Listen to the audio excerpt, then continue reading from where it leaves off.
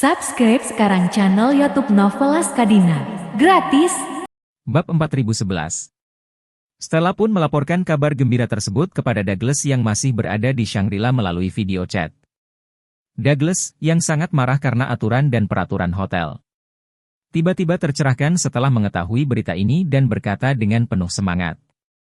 Stella hebat. Sepertinya usahamu di Arrows Hill selama periode ini tidak sia-sia. Tuan Wade itu pasti dalang di balik seluruh lelang. Stella mengangguk, menatap Douglas di video, tersenyum, dan berkata dengan tenang. Kakek, kamu harus tahan dengan itu untuk sementara waktu dalam 2 hari ini. Begitu pelelangan selesai, tidak peduli apa hasilnya. Saya akan segera membawa Anda ke hotel tempat saya menginap ini. Aku sudah menyiapkan kamar untukmu. Bagus. Douglas berkata dengan penuh syukur, kamu masih yang paling berhati-hati dan aman. Stella menambahkan, kakek, pada hari pelelangan. Aku akan datang ke kotak VIP, jadi aku tidak akan bertemu denganmu kalau begitu. Oke. Douglas berkata sambil tersenyum, saya harap saya bisa menang. Stella berkata tanpa berpikir, kakek, jangan khawatir, kamu akan. Douglas, yang berada di Shangri-La, menutup telepon dengan senyum lega di wajahnya dan berkata kepada Carl. Tuan Yuan, gadis ini benar-benar bakat yang hebat. Begitu banyak orang yang mencoba menemukan master di balik pil permajaan. Tapi dia satu-satunya yang berhasil, saya sangat terkesan. Carl mengangguk dan berkata, Nona Stella berbakat dan memiliki kekuatan yang luar biasa. Dia akan menjadi talenta hebat di masa depan. Douglas sedikit mengangguk, lalu berkata dengan sedikit emosi, jika Stella laki-laki, itu pasti akan menjadi keberuntungan besar bagi keluarga Fei, tapi sayangnya. Carl ingin mengatakan sesuatu, tetapi ragu sejenak atau menyerah. Meskipun dia juga merasa bahwa Stella sekarang adalah keturunan paling menjanjikan dari keluarga Fei. Tapi kata-kata seperti itu, dia merasa tidak pantas untuk diucapkan di depan Douglas. Bagaimanapun, dia tahu bahwa dia hanyalah pengawal pribadi Douglas. Semua tugasnya hanya untuk melindunginya dan memastikan keselamatannya. Dan tidak pantas baginya untuk berkomentar banyak tentang urusan keluarga Fei.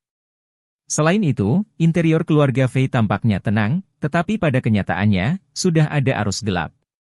Dan Carl harus segera kembali ke divisinya, jadi dia tidak ingin mengarungi air berlumpur ini.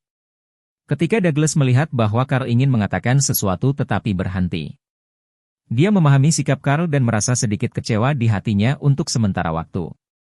Ia berharap Carl bisa menjadi kekasihnya, meski setia padanya. Tapi selalu tidak mau terlalu ramah dengannya. Yang juga membuat hatinya mau tidak mau bergejolak dengan rasa kesepian. Tapi dia tidak menyalahkan Carl. Karena Carl sendiri adalah orang seperti itu, batas kesadarannya menjadi sangat jelas. Hanya orang seperti itu yang selalu bisa benar-benar tenang. Dan hanya orang seperti itu, semaksimal mungkin, yang dapat membantu atasan menghindari kesalahan. Jadi, dia menghela nafas dan berkata dengan lembut, saya ingin hidup lebih lama, di satu sisi, saya takut mati. Di sisi lain, saya juga berharap bisa menemani Stella selama beberapa tahun lagi. Jika saya bisa membantunya di atas kuda, itu yang terbaik, jika tidak, setidaknya biarkan bulunya sedikit lebih banyak. Karena jika aku pergi, dia pasti akan menjadi incaran keluarga Fei. Jika tidak bisa mengusirnya dari keluarga Fei, banyak orang tidak akan bisa tidur dan makan.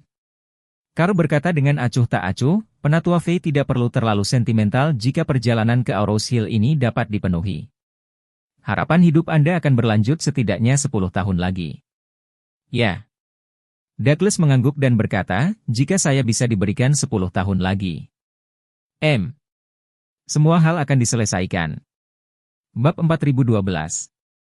2 hari kemudian di Arrows Hill, semuanya tidak berbeda dari biasanya. Karena pengaturan Charlie yang kuat, kedatangan lebih dari 200 Taipan Top itu tidak membuat warga biasa Arrows Hill merasakan perubahan apapun di kota. Kecuali fakta bahwa bandara di beberapa kota di sekitarnya penuh dengan tempat parkir.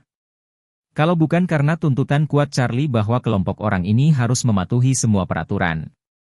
Kemudian sekelompok orang akan membuat lalu lintas di Arrows Hill sengsara hanya dengan membawa iring-iringan dan pengawal sendiri. Hari ini, pelelangan pil permajaan akan secara resmi dimulai. Para Taipan Top yang datang untuk menghadiri pelelangan ini semuanya sedikit tidak sabar. Mereka telah menghabiskan 2 hari di bawah tahanan rumah di Shangri-La dan telah menekan perut mereka untuk menunggu pelelangan secara resmi dimulai. Pukul 12 siang, petugas mulai mengirimkan pemberitahuan tertulis kepada seluruh peserta. Pemberitahuan tersebut memberitahu mereka bahwa staf hotel akan mengantarkan makanan ke semua kamar peserta pada pukul 6 sore. Semua peserta harus menyelesaikan makanan mereka dalam waktu setengah jam, dan kemudian berganti pakaian dengan seragam yang disediakan oleh hotel. Kemudian bersama dengan pengawalnya, pergi ke pintu masuk ballroom hotel dengan tertib, dan berbaris untuk pemeriksaan keamanan.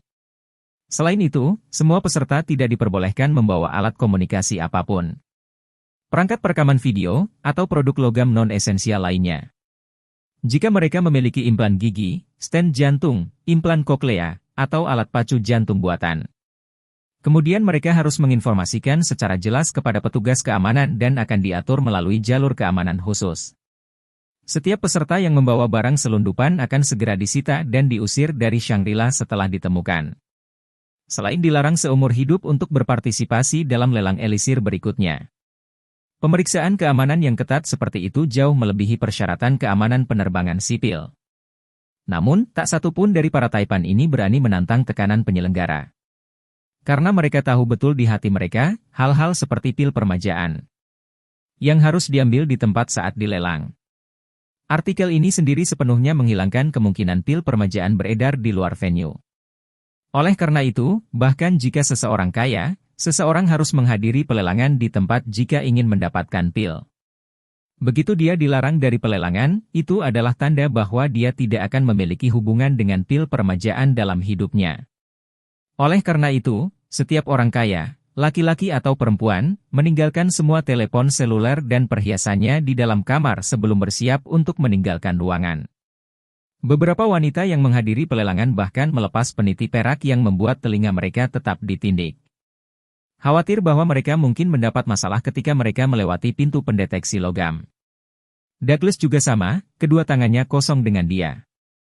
Hanya dia yang masih memiliki alat pacu jantung di tubuhnya, jadi ketika dia sampai di pintu masuk ruang perjamuan, dia harus melalui saluran keamanan khusus.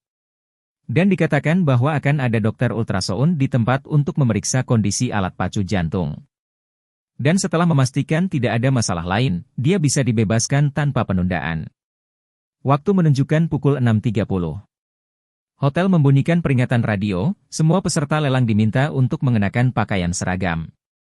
Tinggalkan ruangan dengan tertib, dan lanjutkan ke ruang perjamuan. Dan harus menghindari berhenti, tertawa, dan membuat keributan. Dan hindari berbaur di tengah pertemuan. Ketika Douglas di ruangan mendengar pengumuman itu, dia tidak lagi memiliki kemarahan dan permusuhan yang sama seperti sebelumnya. Bab 4013. Tapi melihat Carl yang duduk di seberangnya dan berkata sambil tersenyum. Tuan Yuan, Anda dan saya telah menunggu selama 2 hari seperti seorang tahanan, akhirnya kami telah menunggu saat ini. Carl yang berlawanan, yang juga telah berganti pakaian tanpa kode, memandang Douglas, mengangguk dan tersenyum, dan berkata dengan lembut. Penatua Fei, saya berharap Anda mendapatkan apa yang Anda inginkan malam ini. Douglas tersenyum percaya diri pada kata-katanya dan berkata dengan lengkungan tangannya. Aku akan menerima nasihat baik Tuan Yuan malam ini. Setelah mengatakan itu, dia berdiri memegang sofa, Carl di samping buru-buru maju untuk membantu, keduanya meninggalkan kamar hotel bersama. Keluar dari kamar di sekitarnya juga keluar dari orang satu demi satu. Orang-orang ini adalah campuran wajah timur dan barat, ditambah semua orang mengenakan pakaian yang sama. Sangat sulit untuk mengidentifikasi penampilan. Douglas berharap bertemu beberapa wajah yang dikenalnya, tetapi yang mengejutkannya, hampir semuanya adalah wajah asing di lantainya. Satu persatu, orang-orang datang ke aula lift. Hanya untuk melihat 2 penjaga keamanan berdiri di pintu masuk aula lift. Kedua orang ini langsung tanpa ekspresi berkata, lift tidak berfungsi, semuanya tolong naik tangga. Ada 8 lift penumpang di hotel, tetapi orang banyak harus naik tangga untuk turun, yang membuat semua orang sedikit tidak puas. Beberapa dari mereka ingin protes, tetapi ketika mereka membuka mulut, mereka ditegur oleh penjaga keamanan. Tolong disiplin. Mereka yang protes akan dicatat 1 kali. Kami akan mengingat nomor Anda, direkam sekali. Jika ada barang yang berhasil dilelang di pelelangan, Penalti tambahan 20% akan dikenakan di atas harga jual. Direkam 2 kali, dia akan langsung kehilangan hak untuk berpartisipasi dalam pelelangan ini. Begitu orang banyak mendengar ini, mereka memiliki akal untuk menutup mulut mereka. Meskipun orang-orang ini biasanya adalah taipan papan atas dan perkasa, dengan status dan kekuasaan yang luar biasa di dunia. Tapi datang ke sini, mereka tidak berbeda dengan tahanan. Dengan kata lain, Charlie telah mengumpulkan mereka di sini sehingga mereka bisa belajar bagaimana menjadi cucu. Di sini, mereka adalah yang paling rendah hati.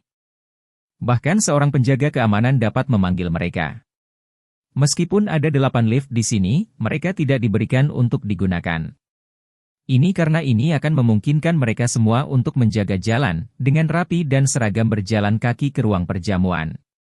Sehingga orang-orang kaya tersebut dapat merasakan perasaan bebas dari penjara. Dan saat ini pintu masuk ke ruang perjamuan sudah seperti keamanan bandara, menyiapkan 4 saluran keamanan. Setiap saluran keamanan dilengkapi dengan pintu pendeteksi logam, serta sejumlah personel keamanan. Ada saluran keamanan khusus, tetapi juga dengan sejumlah dokter dan beberapa peralatan pemantauan medis. Selain itu, ada sejumlah petugas keamanan yang mengenakan seragam kamuflase. Masing-masing tinggi dan lebar, tangan di belakang punggung mereka, dengan cermat berdiri di kedua sisi pintu masuk pemeriksaan keamanan, penuh gengsi. Ketika para taipan ini melihat situasi ini, mereka semua merasakan penindasan yang sangat kuat. Hanya saja, mereka tidak bisa mengetahui dari mana sumber perasaan menindas ini. Tidak tahu apakah itu berasal dari instrumen keamanan bersih ini, atau petugas keamanan ini dengan wajah agung, atau suasana keseluruhan membawa mereka kombinasi dari indah ini. Bab 4014. Tetapi begitu Carl tiba, dia segera menyadari sumber utama dari perasaan menindas ini. Karena dia menemukan situasi tersembunyi yang mengejutkannya, semua personel keamanan di sini, tanpa kecuali, semuanya adalah ahli seni bela diri. Ada 40 hingga 50 ahli seni bela diri di sini, apalagi. Yang terburuk di antara mereka adalah seniman bela diri bintang 3, yang tertinggi, bahkan ada beberapa seniman bela diri bintang 5. Meskipun Carl sendiri sudah menjadi seniman bela diri bintang 7. Namun, dia tahu betul bahwa seniman bela diri yang melebihi 3 bintang sebenarnya sangat langka. Ribuan murid divisinya sendiri, bahkan tidak 10 dari mereka yang benar-benar dapat mencapai status seniman bela diri bintang 3. Dan mereka yang benar-benar dapat mencapai seniman bela diri bintang 5, menghitung dirinya sendiri. Menghitung Tuan dan Tony yang hilang, total hanya beberapa orang. Tapi di sini hanya beberapa personel keamanan yang kekuatan keseluruhannya sudah melebihi divisinya sendiri, yang memang membuat Carl kaget. Ketika Douglas melihat bahwa sosoknya agak lamban, dan memalingkan wajahnya untuk melihat bahwa ekspresinya juga agak kusam. Dia merendahkan suaranya dan bertanya, "Tuan Yuan, ada apa denganmu?" Carl kembali sadar dan berkata dengan suara rendah yang sama. "Penatua Fei, personel keamanan di sini, tanpa kecuali, semuanya adalah master seni bela diri." "Apa?" Douglas berseru, "Petugas keamanan di sini setidaknya puluhan orang, semuanya ahli seni bela diri?" "Ya." Carl mengangguk dan berkata dengan pasti, "Dan kekuatan terburuk juga seorang seniman bela diri bintang 3. Douglas tercengang dan hanya bisa bergumam. Bagaimana bisa ada begitu banyak master seni bela diri di Aurous Hill kecil? Bukankah mereka mengatakan bahwa tidak ada banyak master seni bela diri di negara ini sejak lama? Carl berkata dengan suara rendah, "Saya tidak tahu." "Kalau begitu, sepertinya bos di balik pelelangan ini pastilah orang yang memiliki banyak tangan dan mata." Pada saat ini, teriakan marah datang, 035. "Apa yang kamu gumamkan dengan orang-orang di sekitarmu? Kali ini, kamu diperingatkan secara lisan, dan kemudian tutup telingamu sekali lagi untuk mencatat kesalahan besar." Douglas tahu bahwa 035 adalah nama kodenya, dan ketika dia mendengar ini, dia menggigil ketakutan dan buru-buru menutup mulutnya dengan akal sehat. Meskipun dia sangat kaya, tetapi dia tidak berani direndahkan sekali pada saat seperti itu. Alasannya adalah karena begitu rekor besar atas namanya, nah nanti di pelelangan kalau pil permajaan itu miliknya, He harus membayar denda tambahan 20%. Mungkin yang satu ini akan keluar dan menghabiskan miliaran ekstra, puluhan miliar, dan masih dalam dolar. Awalnya, masih ada beberapa orang di kerumunan yang berbisik. Tetapi setelah raungan seperti itu, semua orang terdiam dan tidak berani membuat suara lagi. Menurut pengaturan proses, 200 taipan yang berpartisipasi dalam pelelangan dan rombongan mereka adalah yang pertama memulai pemeriksaan keamanan. 10 alternatif lainnya, di sisi lain, ditempatkan di belakang. Adapun 3 VIP sebelumnya, mereka diatur untuk melewati pemeriksaan keamanan setelah semua orang masuk. Oleh karena itu, saat ini, Zhongquan, King Hua, dan Ratu Nordik Lama semuanya menunggu pemberitahuan lebih lanjut di kamar masing-masing di gedung administrasi. Charlie terutama pergi menemui kakeknya Zhongquan. Orang tua yang agak bersemangat saat ini dan sangat bersemangat tentang pelelangan yang akan datang. Di satu sisi, dia juga ingin melihat apakah dia memiliki kesempatan untuk bersaing memperebutkan pil permajaan. Di sisi lain, dia tahu bahwa semua orang yang datang hari ini adalah orang kaya atau bangsawan, dan dia bisa hadir sebagai VIP kali ini. Dan aspek wajahnya ini sudah mati di tangannya. Zhongquan, yang dalam suasana hati yang baik, bahkan lebih bahagia ketika dia melihat Charlie di pintu, dan buru-buru membiarkan Charlie masuk ke kamar dan berkata sambil tersenyum. "Charlie, kamu sangat sibuk, bagaimana kamu masih punya waktu untuk datang dan menemuiku?" Charlie tersenyum tipis dan berkata, "Kakek, aku punya sesuatu untuk menyambutmu sebelumnya." Zhongquan berkata sambil tersenyum. "Charlie, kamu sekarang adalah kepala keluarga Wade, semua orang di keluarga Wade mengagumimu. Jadi jika ada yang ingin kamu lakukan, katakan saja, telepon saja dan beri perintah." Charlie tersenyum sedikit dan berkata, "Bagaimana aku bisa melakukan itu, bagaimanapun juga, kamu yang lebih tua. Hal pertama yang ingin saya katakan kepada Anda adalah bahwa Anda tidak boleh berpartisipasi dalam pelelangan pil. Setelah kamu tiba di pelelangan hari ini, bagaimanapun juga, itu menghasilkan uang dari orang luar. Untuk orang-orang saya sendiri, tidak perlu menuangkan tangan ke dalam." Saat Zhongquan mendengar kata-kata ini, dia langsung bersemangat. Sebelumnya, dia ingin menggunakan posisi kepala keluarga Wade untuk menukar pil permajaan dengan Charlie. Namun di luar dugaan, selama pertempuran di Waterest, Charlie langsung memberinya secangkir anggur dan mengambil alih posisi kepala keluarga hanya dalam beberapa patah kata. Sedemikian rupa sehingga dia terlalu malu untuk meminta pil permajaan pada Charlie. Dia awalnya berpikir bahwa Charlie pasti tidak akan memberinya pil permajaan secara gratis. Tetapi dalam sekejap mata, dia telah memberinya kejutan besar. Meskipun hanya setengah pil, bagi Zhongquan, itu sudah sangat memuaskan. Bab 4015.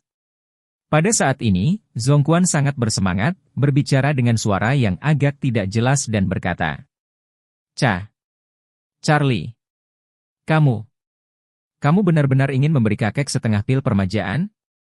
Charlie tersenyum sedikit, mengangguk, dan berkata, "Aku masih bisa bercanda denganmu tentang hal-hal seperti itu?